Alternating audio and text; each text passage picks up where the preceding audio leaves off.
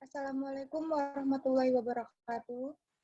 Selamat sore, salam sejahtera bagi kita semua. Semoga kita selalu sehat dan selalu dilindungi olehnya. Pada kesempatan sore hari ini, kita berjumpa dengan melalui virtual untuk mempresentasikan hasil diskusi kami mengenai teori Robert Stanton dalam mata kuliah apresiasi puasa. Dan tidak tertinggal pula dosen yang kami banggakan dan kami cintai, serta teman-teman yang saya sayangi. Dan saya Indriani, selaku moderator untuk menyampaikan beberapa tahapan dalam proses presentasi kali ini. Izinkan saya memperkenalkan anggota kelompok saya yang beranggotakan 1. Iswatun Hasanah, yang kedua Susi Dwi Haryati, 3. Laras Dwi Anggraini, 4. Nisa Fitriani, 5. Vika Aulia Hasanah, 6. Indriani, 7. Salma Diah Lukiana, 8. Dia Ayu Andini, 9. Putri Anggitasari.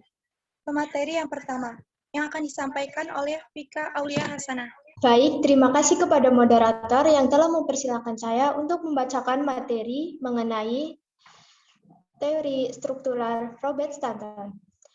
Pertama-tama, menurut Sangidu dalam bukunya pada tahun 2004, di halaman 16 menyatakan bahwa teori struktural adalah suatu disiplin yang memandang karya sastra sebagai suatu struktur yang terdiri atas beberapa unsur yang saling berkaitan antara yang satu dengan lainnya. Salah satu teori struktural Robert Stanton. Robert Stanton membagi struktur karya sastra menjadi 3 bagian, yaitu fakta cerita, sarana kesusastraan, dan tema. Fakta cerita terdiri dari alur, karakter, dan latar. Sarana kesusastraan terdiri dari judul, sudut pandang, gaya dan ton, simbolisme dan ironi. Serta struktur yang terakhir adalah tema. Terima kasih. Untuk materi selanjutnya, tema akan disampaikan oleh Niswatun Hasanah. Terima kasih kepada moderator. Di sini saya akan menyampaikan mengenai tema. Tema merupakan aspek cerita yang sejajar dengan makna dalam pengalaman yang begitu diingat oleh manusia. Tema menyorot dan mengacu pada aspek-aspek kehidupan, sehingga nantinya akan ada nilai-nilai tertentu yang melingkupi cerita. Tema membuat cerita lebih terfokus, menyatu, mengerucut, dan berdampak. Tema merupakan elemen yang relevan dengan setiap peristiwa dan detail sebuah cerita. Kemudian, ada beberapa kriteria yang harus dipenuhi oleh tema. Yang pertama adalah selalu mempertimbangkan berbagai detail menonjol dalam sebuah cerita.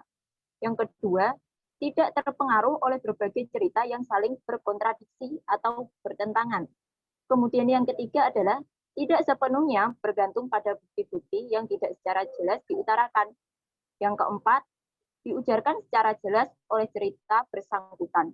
Selanjutnya, alur dan karakter akan disampaikan oleh Laras. Jadi, di sini saya akan menjelaskan mengenai alur dan karakter. Yang pertama adalah alur. Alur merupakan rangkaian peristiwa dalam sebuah cerita. Alur terbentuk atas 2 elemen dasar, yaitu konflik dan juga klimaks. Alur juga memiliki ciri-ciri. Ciri yang pertama adalah bahwa alur memiliki hukum sendiri. Yang kedua, alur memiliki bagian awal, tengah, serta akhir. Yang ketiga, alur meyakinkan serta logis. Keempat, mampu menciptakan suatu kejutan. Dan yang terakhir, memunculkan dan mengakhiri ketegangan. Setelah itu adalah karakter. Konteks yang pertama adalah merujuk pada para individu dalam sebuah cerita.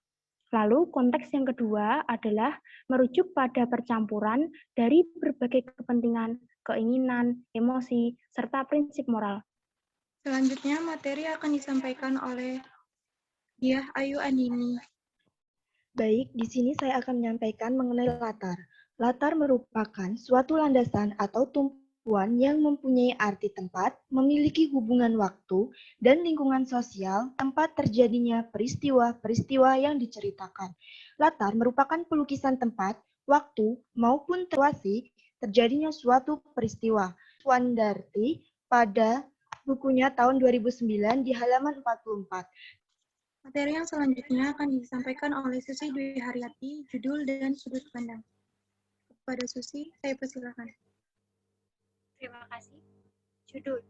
Judul selalu relevan terhadap karya, keduanya membentuk satu kesatuan. Pendapat ini dapat diterima ketika judul mengacu pada sang karakter utama atau satu latar tertentu.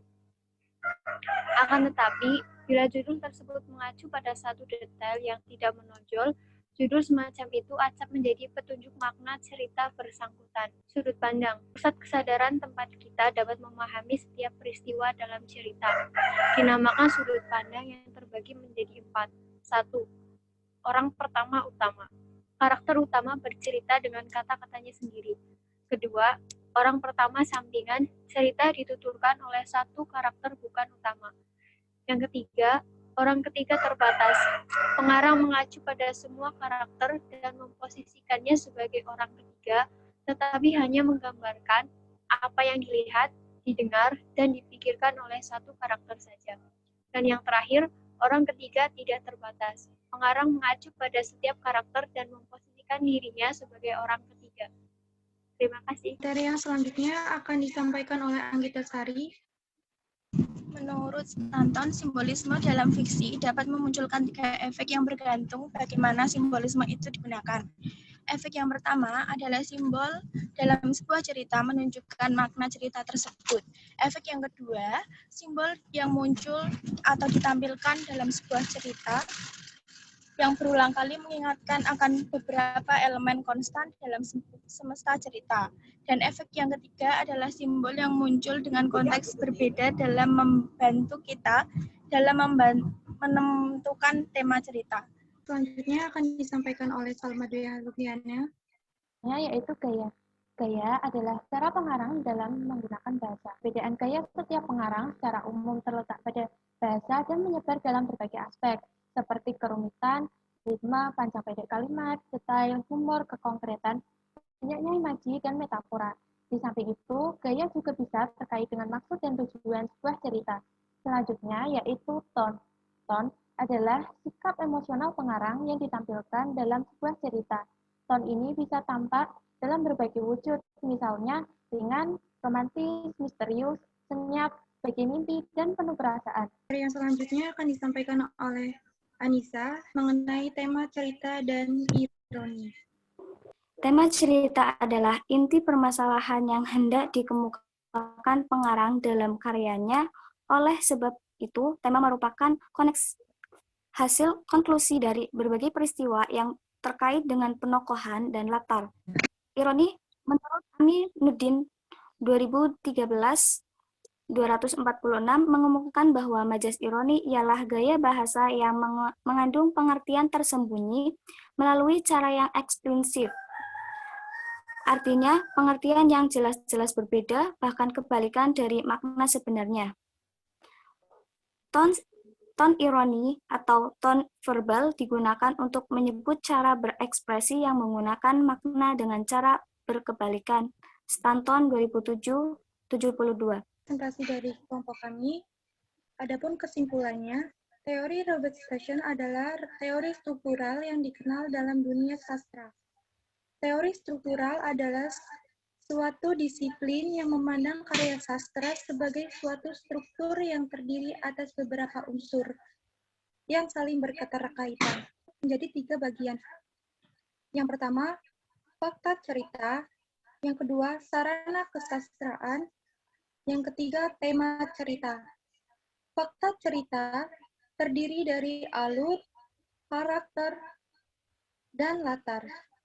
Sarana kesastraan terdiri dari judul, sudut pandang, gaya dan tone, serta simbolisme dan ironi. Serta yang terakhir adalah tema. Sekian presentasi dari kelompok kami, kurang lebihnya mohon maaf. Billahi taufiq wal hidayah. Wassalamualaikum warahmatullahi wabarakatuh.